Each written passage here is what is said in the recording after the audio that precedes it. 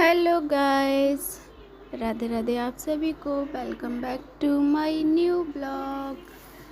आज मेरे ब्लॉग की शुरुआत हो रही है ये 3 बजे से और बच्चे स्कूल से आ गए थे। आने के बाद मैंने दिया था उन्हें दूध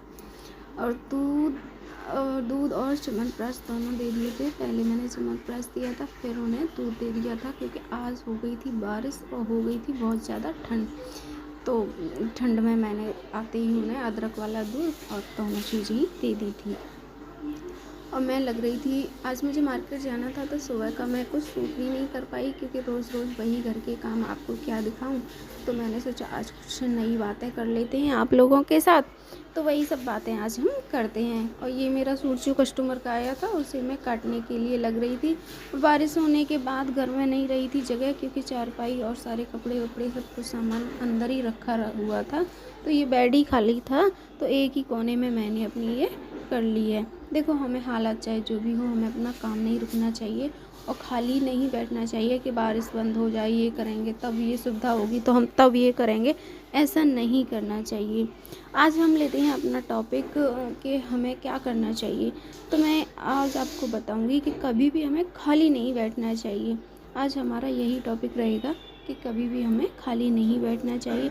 आप चाहे जिस भी उम्र के हो, आप जवान हो, भाई बच्चों से तो कह नहीं सकते, बच्चे तो अपनी पढ़ाई में ही बिज़ी रहते हैं।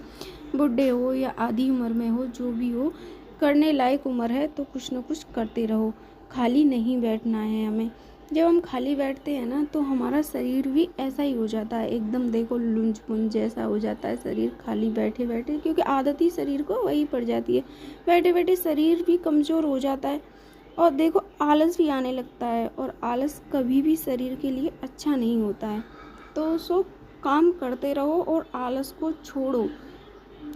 भाई तुमसे तो खाली मैं तो भाई अपने आप को खाली नहीं रख पाती हूँ, क्योंकि मैं खाली हुई और मैं हो जाती हूँ बिल्कुल बेकार। खाली होने के बाद मैं रहती हूँ बहुत ज़्यादा परेशान। और खाली बैठने के नुकसान भी हैं, बहुत सारे नुकसान हैं। मैं आपको बताऊंगी कि खाली बैठने के क्या क्या नुकसान है। भाई खाली बैठने के आपको पता नहीं होंगे कि कितने सारे नुकसान होते हैं। जब आप खाली बैठते हो ना तो आपका माइंड भी बस उसी उलट पुलट में रहता है कि हमें, जो कि हमारे लिए बिल्कुल भी अच्छा नहीं होता है कि क्या करें क्या नहीं करें, इसने ऐसा बोल दिया उसको ऐसा करेंगे, ऐसा बदला लेंगे, ऐसे जो भी है। खाली माइंड, वो कहते हैं ना कि खाली दिमाग शैतान का घर होता है, तो वही सेम होता है जब हम खाली रहते हैं। तो उल्टी पुल्टी बातों से बचते रहें, अपने माइंड को रिलैक्स रखें। और माइंड जब ही रिलैक्स रहेगा आपका तब आप बिज़ी रहोगे। बिज़ी रहने के लिए आप कुछ भी कर सकते हो, कुछ ना कुछ हमें लाइफ में करते ही रहना चाहिए। और भाई मैं तो खाली रह ही नहीं पाती हूँ, आपको पता है कि मैं ये नहीं कि मैं आपको कैमरे पर दिखा रही हूँ तो मैं इसीलिए बोल रही हूँ। ये मैंने ब्लॉगिंग का चैनल भी इसीलिए स्टार्ट किया था क्योंकि मैं खाली रहती ही नहीं हूँ और मुझे बिज़ी रहना भी बहुत अच्छा लगता है। तो क्यों ना कुछ ना कुछ आपको दिखाती रहूं और आपके साथ कुछ शेयर करती रहूं। और मोटिवेशनल भी, देखो काम तो रोज़ ही दिखाती हूँ मैं आप लोगों को। तो मैंने सोचा आज कुछ मोटिवेशनली बातें ही हो जाएं आपसे। और मैं अपने गले को, देखो सूट तो मैंने काट लिया था और कर रही थी इसके गले की तैयारी। और गले को तैयार मैं करती हूँ फ्यूजिंग पेपर से, जो कि मैं पूरा इकट्ठा लेके आ गई थी फ्यूजिंग पेपर। और मैं आपको अब दिखाऊंगी कि फ्यूजिंग पेपर जिन बहनों को नहीं आता है यूज़ करना, वो काफ़ी दिन से बुकरम ही यूज़ कर रही हैं, तो वो फ्यूजिंग पेपर अपना यूज़ कर सकती हैं। आज मैं इसमें पूरा ही दिखाऊंगी। मैंने सोचा कि कुछ नया आपको दिखाई देती हूँ। तो ये देखो, मैं पहले तो मैंने अपने कपड़े पे प्रेस कर ली थी और इसके हिसाब से ही मैंने फ्यूजिंग पेपर, क्योंकि ये था एक्स्ट्रा चल जाएगा क्योंकि आता ही बहुत सस्ता है, तो हम एक्स्ट्रा भी ले लें तो क्या दिक्कत है। तो मैंने ये एक्स्ट्रा ले ही लिया था और मैं इसे आराम से दबा के इसे चिपका रही थी। और ये ना मैं लेके तो इकट्ठा आ गई थी कि, और मुझे ऐसा लगता है ये अच्छी क्वालिटी का नहीं निकला है, पर लेकिन ले आए हैं तो अब ये यूज़ तो करना पड़ेगा क्योंकि कम चिपकता है लेकिन काफ़ी मेहनत के बाद ही चिपकता है। आप भी ले सकते हो, ऐसे ही आता है 20-25 रुपये मीटर का ही आता है शायद ये। लोगे तो फ्यूजिंग पेपर, कहीं कहीं फ्यूजिंग पेपर बोलते हैं, कहीं कहीं पेस्टिंग पेपर बोलते हैं इसे। तो आप आराम से सिलाई वाली दुकान से इसे ले सकते हो। ऐसी दबा दबा के इसे यूज करना है। और आगे मैंने वीडियो में दिखाया भी है कि आपको इसे कैसे गले को काटना है। और वैसे भी मैंने अपने सूट की कटिंग और सिलाई की स्टिचिंग डाल रखी है, उसमें भी मैंने फुल डिटेल में इसे गले को लगाना, चिपकाना, काटना सब कुछ बताया हुआ है। अपने चैनल पर पैंट की भी वीडियो मैंने डाल रखी है। अब भी आप भी हैं मेरी तरह हाउसवाइफ और खुद की सिलाई करना पसंद करती हैं अपने हाथों से ही, तो आप कर सकती हैं वो देख के।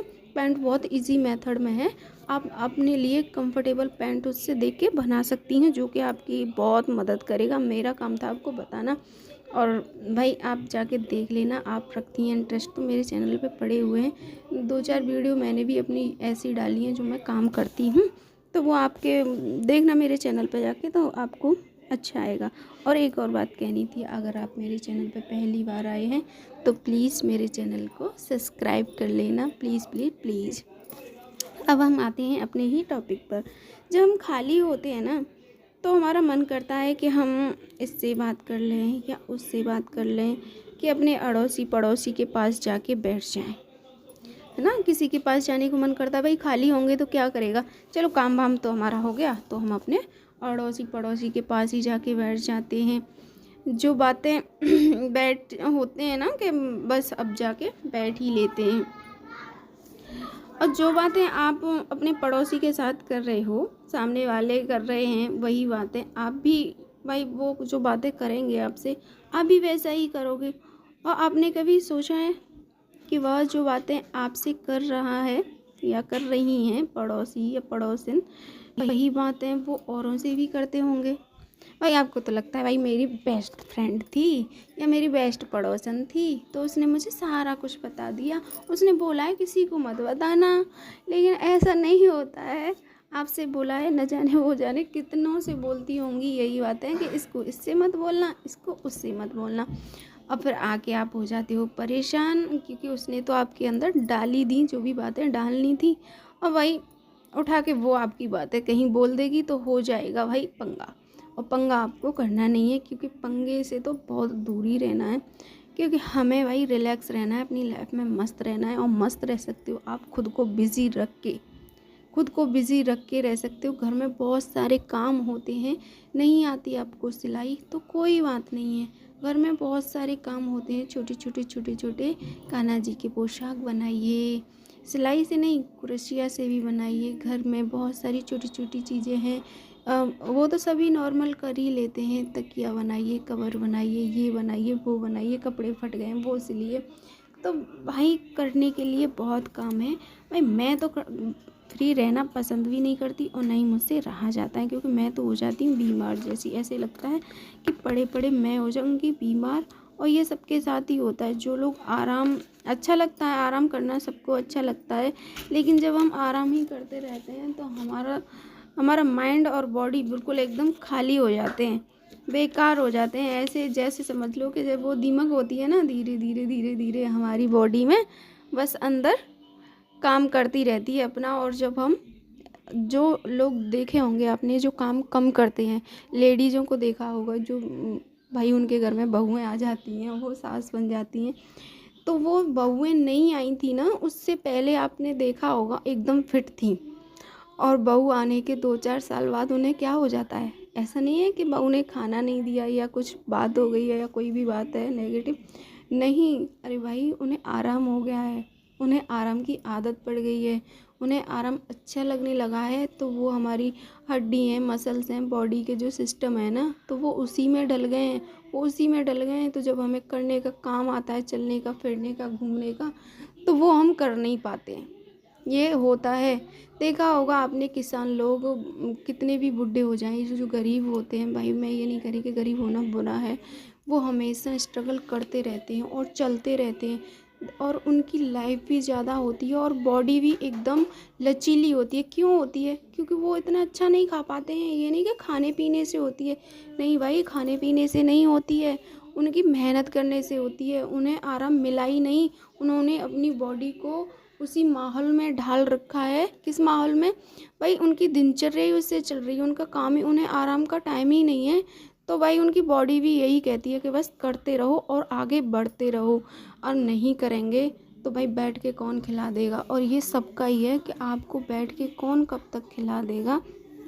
खिला देते हैं, लेकिन जब तक आप करने लायक हो, करने लायक नहीं, करने लायक ही रहोगे तब तक करते रहोगे। वो एक अलग हो जाती हैं बातें कि जब हमें कुछ प्रॉब्लम हो जाती है, बॉडी में बीमार हो जाते हैं या कुछ अनहोनी हो जाती है, तब तो देखो हमारी मजबूरी हो जाती है घर में पड़े पड़े रहना, या बाई चांस कुछ एक्सीडेंट वगैरह हो जाते हैं तो वो एक अलग चीज़ हो जाती है। देखी होगी कि 2-3 महीने का आपको रेस्ट मिलता है उसमें, ऑपरेशन में भी।